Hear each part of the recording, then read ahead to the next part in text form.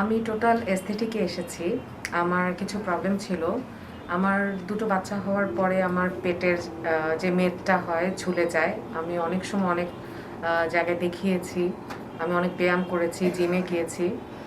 দেখা গিয়েছে all over body কমলেও আমার পেটের যে মেদটা সেটা কমতো না, হাতের যে মেদ কমতো না। এর আগে আমি একজন ডক্টরের কাছে গিয়েছিলাম, আমি সেখানে লাইপো করিয়েছি, ভালো কোনো রেজাল্ট আমি পাইনি। তো অনেক খোঁজাখুঁজির পর আমি ডক্টর শরীফের কাছে এসেছি। তিনি টোটাল এস্থেটিকে আমাকে দেখেছেন। দেখার পর আমি তার কাছে লাইপোসাকশন করার সাথে সাথে মিনি টামি ট্রাকটাও করিয়েছি। আলহামদুলিল্লাহ অনেক ভালো একটা রেজাল্ট পেয়েছি, যেটা আসলে আপনারা যারা এসেছেন বা করিয়েছেন তারা অলরেডি জানেন স্যারের রিভিউ কেমন।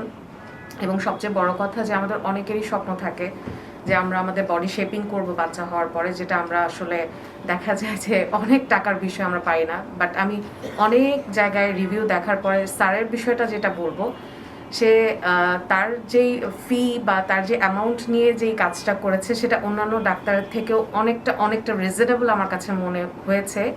এবং সবচেয়ে বড় কথা, আমি আসলে যদিও দেখাতে পারছি না, আপনারা হয়তো বা দেখেছেন তার পেজের কাজগুলো এবং আমিও দেখেছি।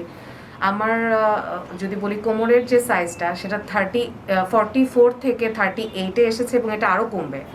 এবং হাতের যে বিষয়টা, আমার হাতে যে ফ্যাট ছিল অনেক ঝুলে থাকতো, আমি হাতেও লাইপো করিয়েছি, সেখানেও আমার অনেকটা কমে গিয়েছে। তো আসলে যারা চিন্তা করছেন এখনও যে আপনারা লাইপো করাবেন বা টামি ট্রাক করাবেন, নির্দ্বিধায় শরীফ স্যারের সাথে কিন্তু আপনারা দেখা করতে পারেন।